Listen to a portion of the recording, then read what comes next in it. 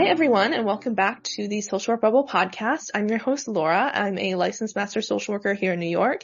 And today we welcome a special guest, Angela Montijo, LMSW, PPSC. Thank you so much for coming on the podcast today. Yes, thank you. Thank you for having me. Yeah. Now, today we'll be getting into a lot of really interesting, important things about working with people that are incarcerated and court-impacted girls, abolition in social work. So some really exciting things that we'll be touching on. Before we get into it, for those listening, don't forget to like, share, and follow the podcast on whatever platform you're using, and we'll dive in. So, Angela, thank you again for coming on today. Do you want to get started and just introduce yourself, including your background and what you're currently doing? Yeah, sure. So I'm Angela Montijo. I'm a licensed master social worker. I'm currently in the state of Texas, but I'm originally from Inglewood, California. I'm a juvenile justice program facilitator at Girls Empowerment Network. So as an organization, we know that girls as in gender expansive are so powerful, and it's our mission to help them see it too. We have a self-efficacy curriculum that has been refined over the course of like 20 years, and it's proven its impact within school settings and at our summer camps and conferences. So now I've been tasked with our very first federal grant to bring our curriculum. Yeah.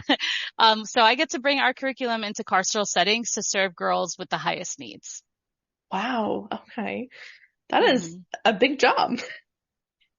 Yeah. How exciting. Okay. Now, what initially got you into the social work world in the first place? Yeah. So, I thought about this a lot. I, I usually fall on like social work found me. I like to not so jokingly say that I've been social working since I was a child. My mom put a lot of responsibility on me as her translator, her business advisor, her in-house tech, her everything. I was like very much a parentified child in a, you know, not so great single parent household. And so and then just outside of the walls of my home, there was a lot of community violence, gang violence. My brother got into drugs and he was gang affiliated. So all of this was going on. And like, I really thought that that was normal. But then in 10th grade, I took a sociology class, and that was the first time that I had the language, to make sense of what was going on. So that really was like my first step into the liberation of education. And I like went with it. So I double majored in sociology and history. And then upon graduating, I was like, oh, dang, I don't know what I'm supposed to be doing with this. It's like, as a first generation student, I'm like, what is going on?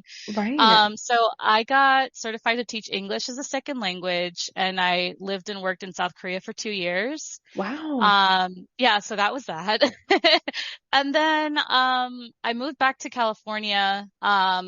And I knew that I wanted to keep working with students, but not specifically as a teacher. Like that just wasn't my vibe. So I got a job as a college access counselor, working with first generation students similar to myself, Black and brown students at a Title I school. And it was through that experience that I discovered, school social work, and that neatly fit into the intersection of education and mental health.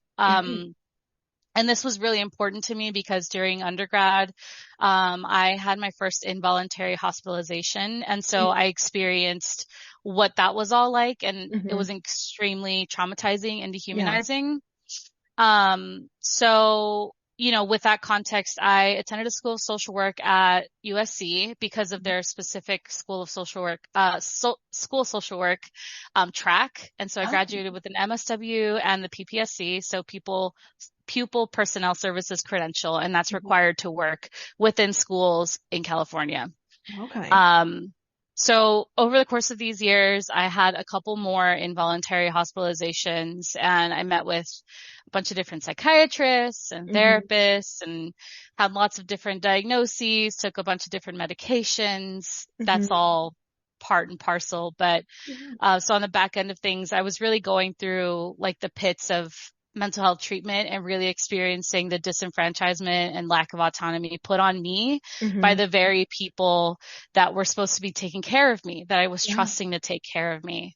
And so I say all that to say that my lived experience really informs my work Mm-hmm. with students, and now with youth, with girls who are incarcerated. I'm always questioning the external and systemic components of symptoms, taking Mm-hmm. delicate time to reach, before reaching, diagnostic conclusions or treatment plans, Mm-hmm. and moving toward holistically responding, emphasis on responding to crises instead of just reacting. Mm-hmm. So then I guess the natural question is, okay, so like I've been in California all this time. How did I end up in Texas? Yeah. Um, I ended up in Texas because I was laid off from my school social work job because of the pandemic. Oh my And gosh. I don't know anything else besides schools. Like that Mm-hmm. was my jam. I tried community mental health for a little while and I burned at both ends and I couldn't Me do it. too.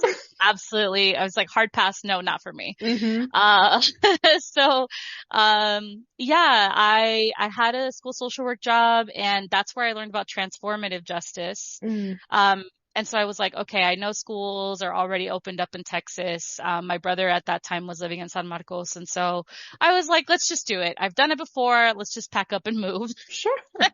So, but I will say that like my experiences here have been really difficult. Mm-hmm. I've been like openly insulted and belittled for being Californian and like bringing my liberal progressive ideology to these parts. So, that's really made it hard, like as a systems thinker to, Mm-hmm. develop the necessary relationships to like really enact change. Because people were like making so many assumptions about me. So, Mm-hmm. I often like really felt undermined in my clinical judgment and my efforts to collaborate with like the school's care team, like seemed futile.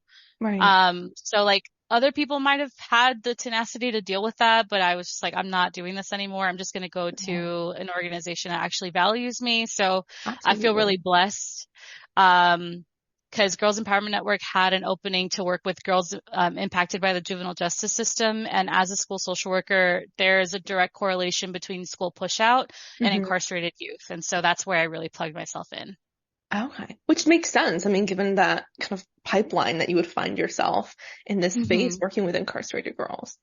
Hmm. Oh, wow. And it sounds like too, I mean, just from your own lived experience, I was just talking to someone the other day, how obviously we wouldn't wish our experiences on anyone or like we wouldn't want to have them, but they certainly make for great social workers, where we're really able to key into that Yeah. anti-oppressive, empathetic care that I think people without those experiences just don't have that connection to. Yeah.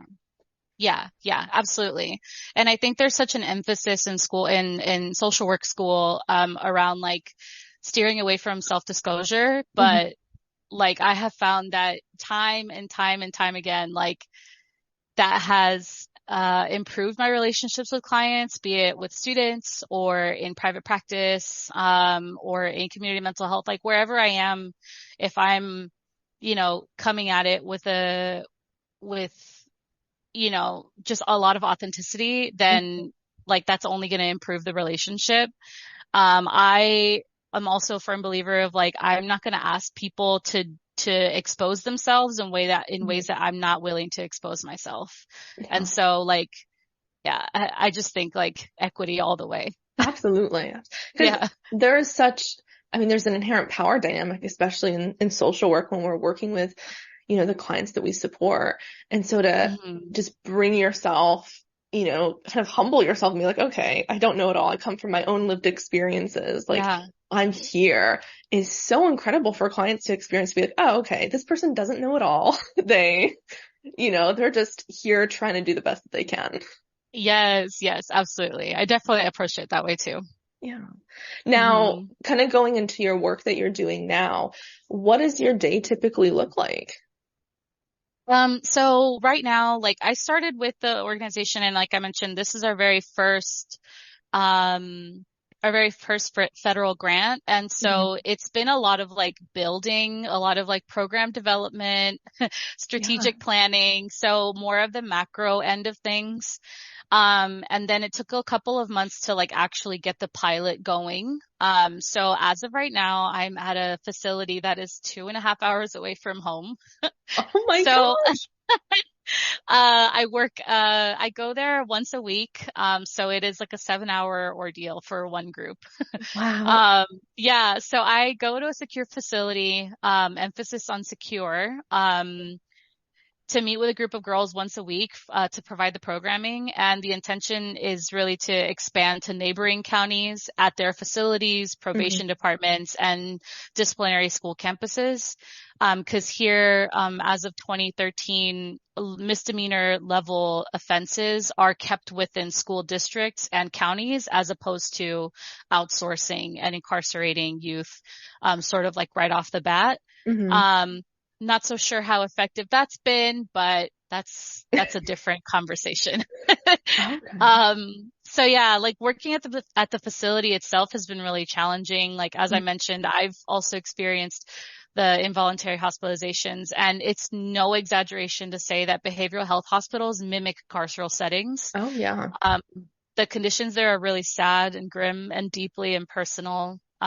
For example, the hygiene supplies that the girls get are of the worst quality, and Mm. sometimes they don't even get the bare necessities. I've heard girls say that they don't, like they've gone without toilet paper for days. And so that's really Oh, just my something Lord. else. They're put to work for like 50 cents to 75 cents depending on their education level. And yet they have to pay 375 to place outgoing calls. So just for context, for a 15-minute phone call, they have to work 5 hours in the cafeteria or in maintenance using harsh chemicals and without PPE. So it's really fucking This sad. is, oh my word. Yeah. Um, and even more sad is that the girls think they deserve this. Right. And that's really the hardest part. Hmm. So all I can do is keep showing up and keep empowering them and advocating for them Hmm. and continue to navigate the really hard relationships with the staff. Because really our curriculum is about building the girls' self-efficacy and Yeah. reducing their risk factors. So some of the topics we discuss include like communication, values, identity, relationships, goal setting, growth mindset, stress management, like all those sort of, Great you know, topic. all the things that are going to like boost them up, but like Hmm. within themselves. That way they're not having to like outsource to others and, Hmm. um, you know, just get into situations that aren't so great. I'm not saying that Right. I have all the answers or that this is like the key or the solution, but Sure. that is like the intention really is to provide a liberated space so that they have an opportunity to discuss and learn Mm. about these topics free from judgment and punishment, like Yeah. emphasis on that for sure. Absolutely. I mean, especially being in a correctional facility when, I mean, you just listed off all those things on what their life looks like every single day. It's Yeah. so important to have that space because how do we expect people to also grow and develop if it's constant punishment and taking Hmm. away and just being very punitive and you're giving Hmm. that space for them to just kind of build themselves and do what they have to do. Yeah, absolutely. Oh my gosh. That's wild. Just like now, I mean, you mentioned like empowerment and advocacy too. What does advocacy look like for you in this role, at least with the girls that you work with? Yeah, so it is very much like getting through the gatekeepers, like Yeah. figurative and literally. Um, the gatekeepers are my key to getting to the girls. So it's really like about developing relationships. I know it's like it almost seems counterintuitive to identify and align myself with abolition Hmm. while working in a correctional facility and in carceral settings. But the fact is, like, these girls are there for capital punishment, Hmm. and a lot of them are simply awaiting their sentence to be sent over to the adult prison. And Yeah. so they're there for 3, 4, 5 years in the juvenile correctional facility, Wow. and then they've got another 20, 25, 30, 40 years for Mm. what they've done. And so, you know, again, when I said secure facility, it's like to keep in mind that the people who are running these facilities are very much like punitive Hmm. mindset. And so how do I find the middle ground? I have to keep in mind that like the people that are working there in some way, like there's like a kernel of them that Mm-hmm. do want what's best for the girls. Yeah. Um, and they do want the girls to succeed. They do want the girls to thrive. They do want the girls to like improve. And so like really focusing on that piece. Mm-hmm. Their their approaches are 100% questionable. Yeah, I I imagine acknowledge they that. are. And so when like I witness something, it's then my moral and ethical responsibility to step in and be like, hey, like I noticed that and it made me feel a certain way. Mm-hmm. Always like focusing on my experience because I don't want to tell people what to do or how to do their job. Right. But really trying to like navigate those super delicate relationships of like, Mm-hmm. I don't know all the things. I'm just a visitor in this facility. Don't want to step on anyone's toes. Right. However, I want to acknowledge that like this is making me feel some type of way. Mm-hmm. Um, or like if a girl comes up to me and she's like telling me about an issue that's come up, I'm like, okay, how about we bring this to the right person? Mm-hmm. Um, that way it gets resolved in some sort of way. I'm not saying Yeah. that I'm going to solve your problems, but it's just that advocacy also looks like sharing the power. Mm. So I approach it that way.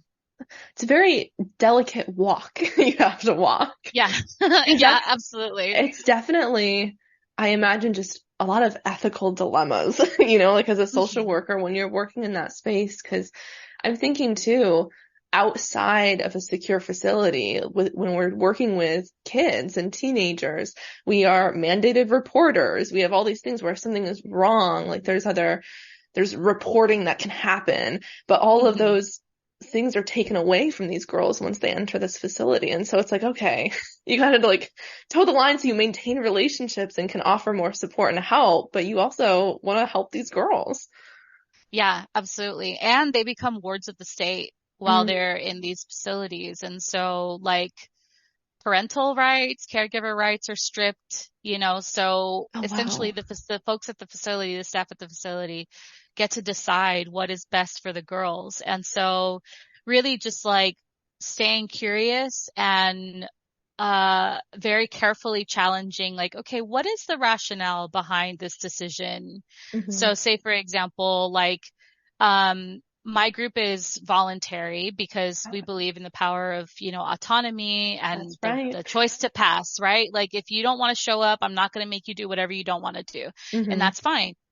However, the facility then runs with that and says, well, a girl's on suicide watch. She can't come. However, like that was something that we discussed, that this group wouldn't be like taken away. It wouldn't be Yeah. something that like cause sure, it's a privilege to be able to show up. Like that's how they categorize it, but it's not something that we want to revoke from the girls Hmm. because then it becomes sort of like a pawn. And so really trying to navigate that. This group is about to actually, as of this week, will be the last session of this first run of the group. And so Oh, really like wow. looking through what worked, what didn't work. And that'll Hmm. be definitely one of the asks of like, can we get like really concrete about we will not remove the girls who are on suicide watch or on some sort of like behavior plan just willy-nilly because you Hmm. decided to do so. Like, can we really talk about the cost benefit of the girls staying behind or the girls attending? Because again, like if they don't get to show up, then they don't get to develop those relationships with the other girls. And so Hmm. if we look at the pre-surveys of the group, one of the lowest scores was their relatability or their ability to relate to other girls in general, not just within the facility. And that was the lowest score. And so to take that away from them will only perpetuate that, Yeah, absolutely. Because so it's a safe space. I mean, it's supposed to be a safe space. And so to take away mhm. the one safety that they have is just detrimental. Yeah, yeah. Wow. Hmm. Okay.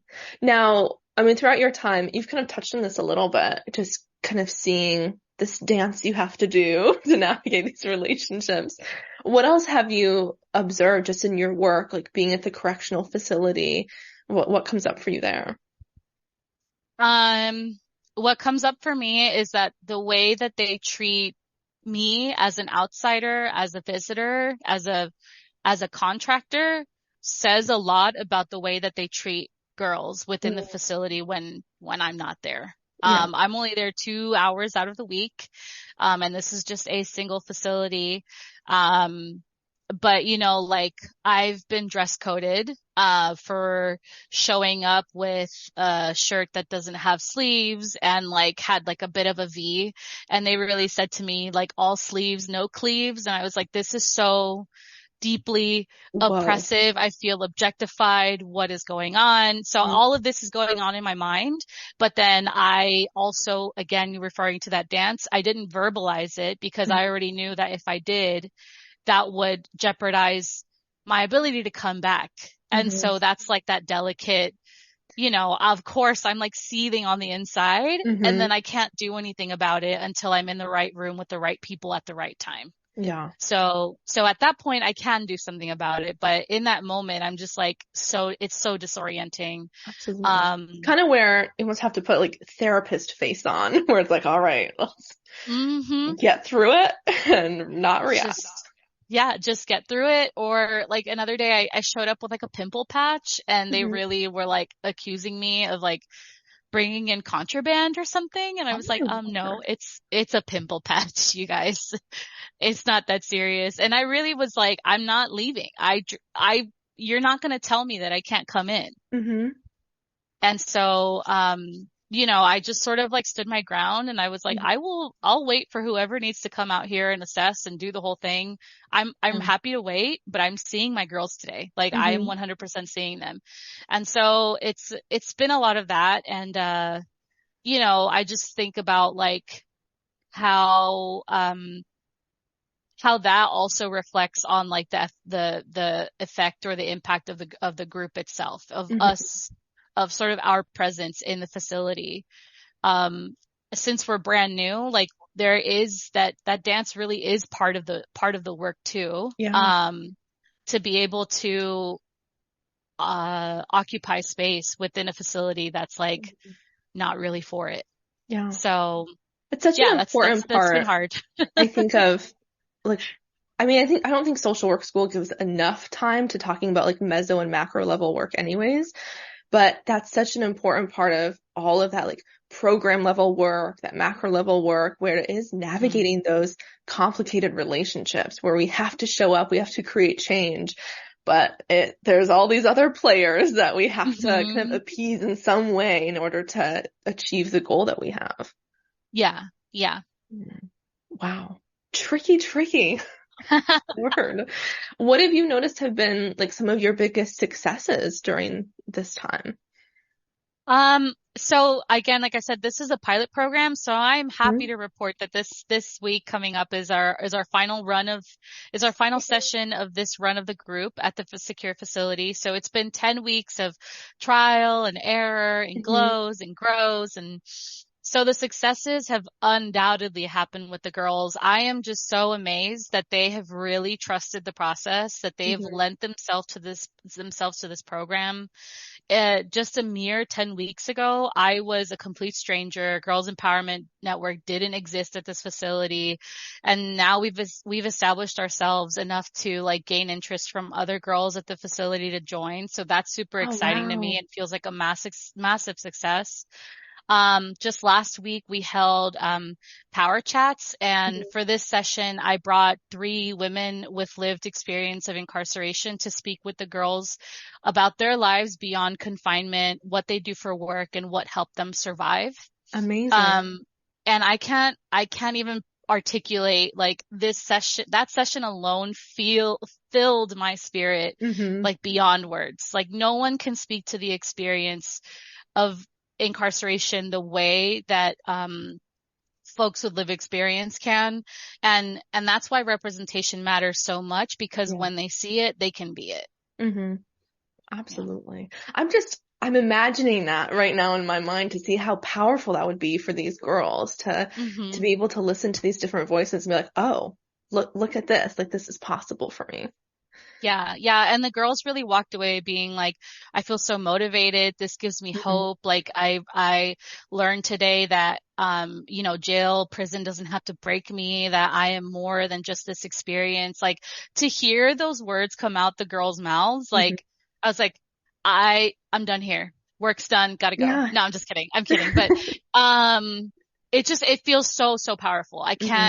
I can't emphasize it enough. Yeah. Absolutely. I think that's a Hmm. good lesson for other social workers listening too, where there's a time when if you don't have your own experience, what we say, maybe that's a time to just humble yourself and, Hmm. get someone that actually has a lived experience to Yeah. connect with a client. Or like there's such a value in peer support for that reason. Like we don't have to know it all and be the one that says all the things. Like we can connect Yeah. clients to other voices that can be all the more powerful.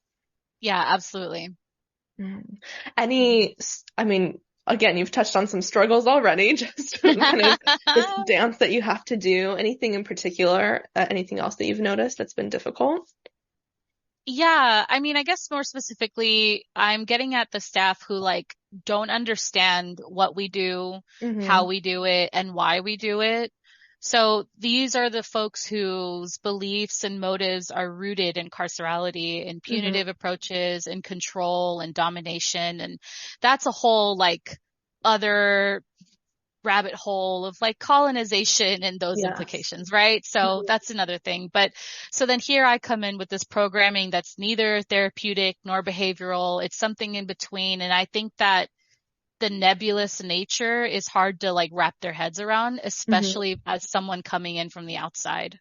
So I've really had to approach relationships so differently with them, providing a lot of psycho ed and accessible rationale along with like so much grace. Hmm. Just sort of like, not really looking too deep into, um, their actions and behaviors because that kind of gets in the way. Hmm. Um, Truthfully, it's kind of a game. So in order for me to meet with the girls who are most likely to fall through the cracks, most likely to be systemically neglected, I have to play nice with the folks who hold the keys. And it's as Yeah. simple as that. Hmm.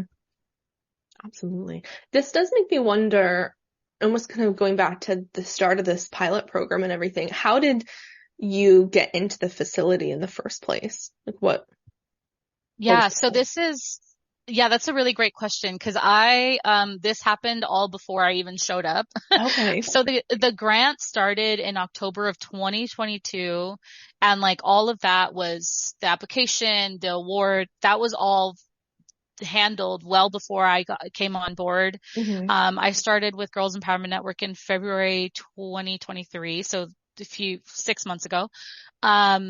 And at that time, an MOU was already established with another facility in a different part of Texas. Hmm. And then the government, I don't really know who decided this, but for Yeah. some reason, the girls from that facility were then transferred to the one that I go to now. And Okay. initially, because this grant was written during the pandemic, during the height of the pandemic, it was written to be virtual. So it was supposed to be like a virtual delivery. Okay. And then when we started talking and actually developing the partnership with this current facility, I realized like they neither have access to, so the girls couldn't touch their own technology. So it would have Hmm. been one device like they would have to share. And so Oh, that wouldn't make any sense. Even like in a fishbowl context, like that just would have been super awkward and impersonal. yeah. And because I'm more of a relational facilitator, I was like, I am willing to come out here and do this if it means that it's going to make the program more successful Hmm. because like it just didn't make any sense for me to, I mean, if I'm asked to sit in front of a camera or in front of a screen for 2 hours and listen to someone talk at me, and like it just didn't make any sense, No. truthfully. And so I was like, hard pass, no, we're not doing that. And thankfully, like my org, like, they, again, going back to being valued, like they really respect my perspective and my opinions, and they were like, Mm-hmm. yeah, like if you're willing to do it, it sounds like it's a better outcome for everyone involved. And honestly, like aside from the struggles that I encountered, like, going there, it Mm-hmm. really has, going there in person and being, present, has so helped, in developing those relationships that are not with the right people. Mm-hmm. So that when I do show up, I'm recognizable and I'm not just oh, who are you again? Like Mm-hmm. that might be like from a person who's never seen me, but like, when I do show up on a weekly basis, like I'm starting to develop those relationships, and that goes a long way to strengthening our presence and the longevity of our program at the facility. So yeah, I Absolutely. think it all worked out for the better. Oh, definitely. I think it's so easy in this day and age to just, because I work remotely a lot of the time, and it's so easy to be like, oh, it's just so convenient. I don't have to Uh-huh. leave. But there Yeah. is such a value just to showing up, because it is that, like those relationships and showing face that you would not be able to get otherwise. Hmm. Hmm. Mm-hmm. And especially with these girls who've, like it's it's no stretch to say that they've been forgotten, that they've been pushed out, that they've been set aside. And so to show up is like, I think the bare minimum, Mm-hmm. in my opinion. Yeah, Yeah. absolutely. Now, I mean, you talked about this program is all about self-efficacy, building that for the girls. Are there any particular interventions that you found to be really helpful? Yeah. So, I mean, aside from so I go, the program has a curriculum that's already set. And so Mm-hmm. it's easy to work from that. But I guess I'll say like foundationally, like as someone who aligns with abolition, I approach my work with the moral and ethical and spiritual belief that no person is bad, that there is Mm-hmm. no such thing as good versus bad people, that there are safe and unsafe behaviors, that there are harmful and unharmful ways. So that along with the alignment of the NASW ethic of, honoring the dignity and worth of people, Mm-hmm. um, it's through that lens that I conduct my work. So I believe that those foundational beliefs, have helped me develop rapport and build genuine trust with clients. And those are essential for working on healing, Mm-hmm. because, in my professional and personal experience, healing requires safety and safety requires trust. Yeah. So, in terms of interventions, like I don't really have any concrete ones to refer to other than like I make space and I honor client input. I seldom tell clients what to do because I have no business in doing that. Mm-hmm. They are their own experts, and I'm merely a guide in their lives and for that time. And I take Mm-hmm. that really seriously. I also make space for laughter and joy and play because those are instrumental for healing and connection. So yeah, like I guess it's not, these are uh really like sort of vague and, like I said, nebulous. All Like essential though. yeah, yeah. Mm-hmm. So it's not like one or two interventions that I fall back on. Yeah, I think I just sort of approach things in that way and take it from there. Yeah. And it's huge though, because I think we forget that the people that we support are humans and can read us just as much as we can read them. And so they'll be able to Hmm. pick up if we don't fully trust them, or if we don't fully like bind to what they're saying or feel some kind of way towards them. And so being able to really lean into no judgment, like we're here, this is a safe space, all of that can just Yeah. make a difference in the energy that's there and the relationship that's there, which we know from a lot of research, a huge thing in success is the therapeutic relationship. And so if those things Hmm. aren't there, doesn't matter what we do, it's not going to have the same impact. And that's the truth. Mhm. Yeah. Hmm. Wow. Now, so you mentioned abolition. Can Yeah. you define that for the listeners, for those who don't really know what that is or have never really, gotten into Yeah. it? So there are, I mean, lots of sources, right? So Mhm. I'll say my understanding of abolition is that it's a socio-political vision with the goal of eliminating imprisonment, policing, surveillance, and creating lasting alternatives to punishment and imprisonment. So essentially, it's moving away from the Western medical model, moving closer toward community care, decolonizing mental health, and healing justice. So healing justice is a term developed, made popular by Kara Page, the book called Healing Justice Lineages. Mhm. It just came out, and it combines transformative justice and justice reform to provide healing to individuals and families harmed by wrongful convictions and to prevent future harm. So it's a framework designed to acknowledge and transform the consequences of racism and oppression. It Mhm. offers a holistic approach to address stress and heal historic and generational and contemporary trauma. Amazing. Okay. We love Yes. to see it. Great. Now, what does that look like in particular in social work? Because I feel like that does align with a lot of what our ethics and standards at least should be, or what we talk hmm about them being in social work.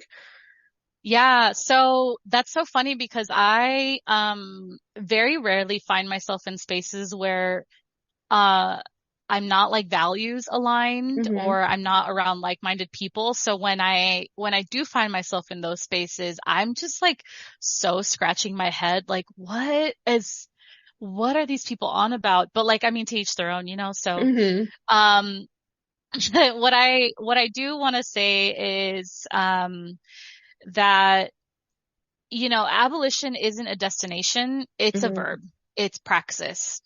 Um Abolition consists of actions that we take to build safety and to dismantle institutions that inflict harm. Hmm. And so what it looks like for me, going back to my lived experience, it is, specifically when I worked in schools, because now in this capacity, there are other sort of protocols and procedures. If I notice, like, if and when suicide or ideation comes up, then that's handled differently within this setting. So going back to school social work, if and when there was some sort of, quote unquote crisis, again, like even that term is, for me, it requires a lot of questioning of Hmm. like what really is a crisis or what is really like a need for connection. Like what Hmm. is the severity? What is going on? What happened just before this quote unquote crisis? Because far too many children, far too many youth are just sort of, oh, you make an outcry, go to the hospital, get them sent to the Hmm. hospital so quickly. And people don't stop to realize like that is an extremely traumatic experience. It's a dehumanizing experience. Hmm. To be stripped away and to be told what is better for you without like your own input, without your voice, to be stripped of autonomy in those ways, like that is not okay. Hmm. And in social work, that is normalized. Yeah. And that is extremely problematic to me. Um, I also understand. So like that's the funny thing. Like I'm so vehemently like against hospitalizing people that, you know, I guess asterisk on that don't necessarily need to be hospitalized. There's a Hmm. difference between like people who are in the midst of like psychosis or Right. uh I'm not even talking about that. I'm not touching on that. That's a Hmm. different thing. Okay. So I just want to clarify that. Um, but what was I saying before that? I'm spacing now. Anyway, so my point being that I don't want Hmm. to cause harm if there's a Yeah. way, if there's a least harmful way to approach things. So Hmm. emphasis on harm reduction. So let's say a student is like thinking about, again, ideating suicide. Right. Okay, so how do we normalize that conversation? Because the fact Hmm. is, like, we all have contemplated it once, twice, maybe 55 times in our Hmm. lives. Things get really hard I mean, things are really, really hard right now Yeah, for lots of people. And it is no wonder that we start to contemplate, like, what even is the point of all this? absolutely. And it is okay to have that question. It is okay. Is it okay? It's okay to like get existential in that way. Hmm. However, in social work, for some reason, it's not okay to do that. Right. And yet we're the ones that are supposed to be providing the safe space Hmm. to be able to explore those things and maybe make connections and feel better with one another. So Hmm. that's really like the crux of abolition within social work, is like really assessing how we impact our clients on the larger scale, Hmm. how it is that our decision making um makes like a power differential. Hmm. How can we even that out? How can we make the client more of a part of the work instead of us just deciding for them? Yeah. So long response, but A yeah, good response. it's really like it's like, hey, we carry. I just I think socially social workers have been put in a into a box where like, we do sort of the work that no one else wants to do, and we get paid poorly, and we have the least resources, all like Mm. this negative messaging. And so some of that might be true. And what we miss often is that we also have a lot of power.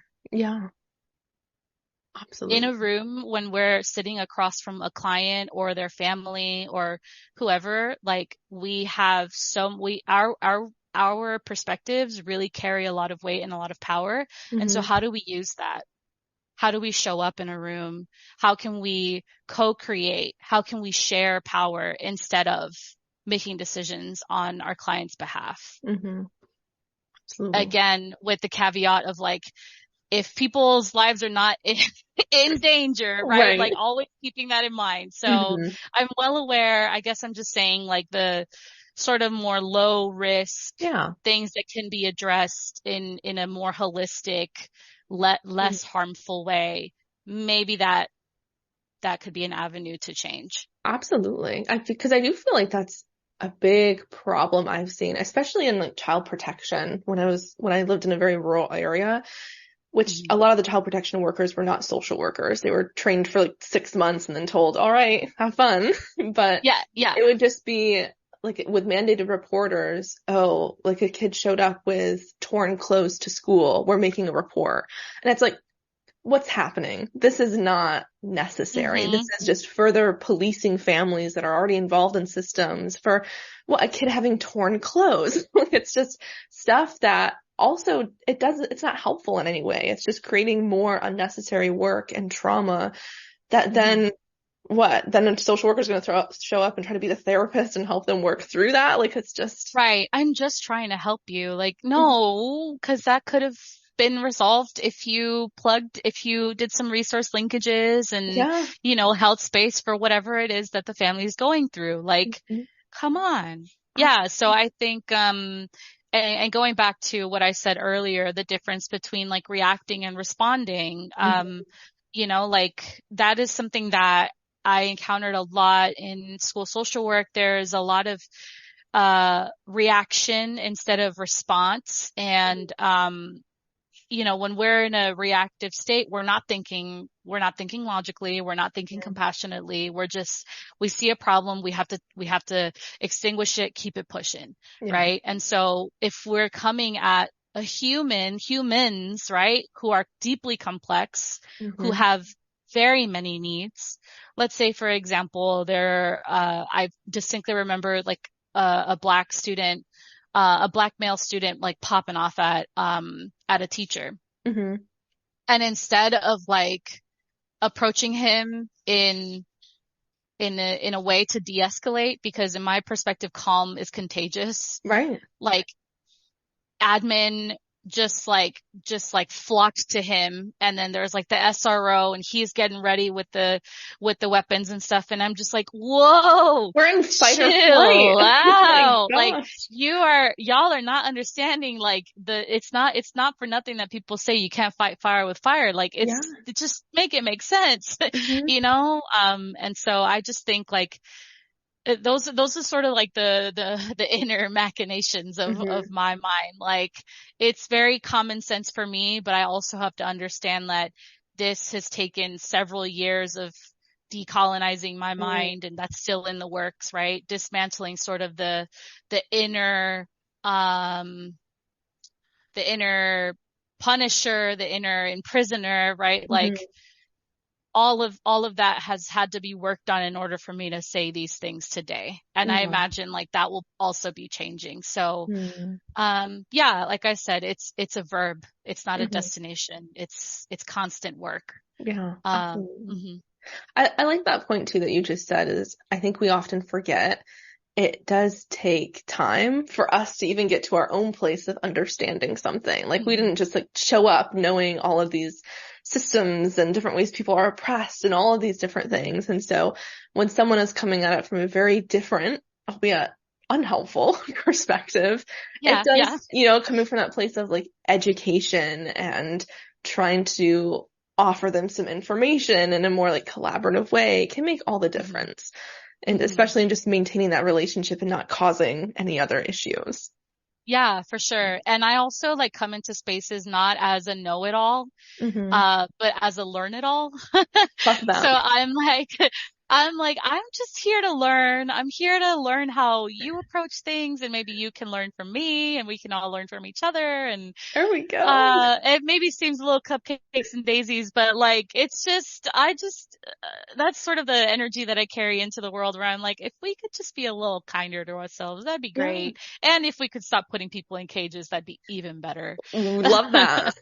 That would be fantastic. So, I think about like, your question about like how can social workers, implement this work. Hmm. So like abolition can be practiced every day. Yeah. It happens in connecting with your community, in learning how to accept accountability and hold others accountable in compassionate and graceful ways. Hmm. It looks like fostering communal responsibility for preventing and responding, not reacting to harm. Hmm. So so I know that those words are very sort of like theoretical and like fluffy, but I guess really the point is like whatever that means to you, Hmm. then that's okay. And that is enough. And I think if more people sort of align with that perspective, then I think that'll just create a bigger shift. Hmm. Um, because there's nothing that a single person can do alone to make change. It's about collaborating and co-creating and sharing power. So, yeah, that's that. Absolutely. And I mean, there's a lot of social workers out there. And, if we all Mhm. engage in kind of that abolition work every single day, I mean, things will shift. Yeah, absolutely. Wonderful. Angela, I feel like this has been a fantastic conversation. I have loved Thank this. you. Thank you Oh so my goodness. much. You're doing incredible work that is, I think, so exciting to see. I also don't get to hear from a lot of people in more like macro, like program level work too, while you're also at a correctional facility. So, I mean, I really appreciate you coming on today and sharing your perspective. Yeah. Yeah, it's funny because now that I've like had the experience of doing micro and now macro, Hmm. people will ask me like, so how's work going? And I'm like, I had lots of meetings. It's lots of meetings and lots of document writing and lots of document reviews Hmm. and revisions and more revisions, and that's that. And lots more meetings. So like Right. it's not like, yeah, it's a little bit different, but yeah, it's all still very meaningful. All the work that Hmm. we all do, it's all very meaningful. Absolutely. Now, for those listening, is there a space where they can like continue to follow your journey? Yeah, so I know that I'm not in schools anymore, but I'm also not in schools Right. because, school push out.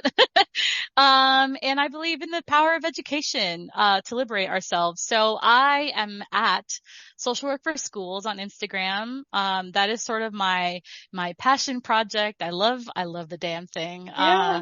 I have met so many, including you, I have met so many amazing people on there. And I just feel so like emboldened by everyone um, that I've met, and I feel so affirmed in that space. So I'm so grateful for that. And, yeah, that is the only platform that I stay on. Perfect. I keep it simple, keep it simple. I tried Good. that TikTok.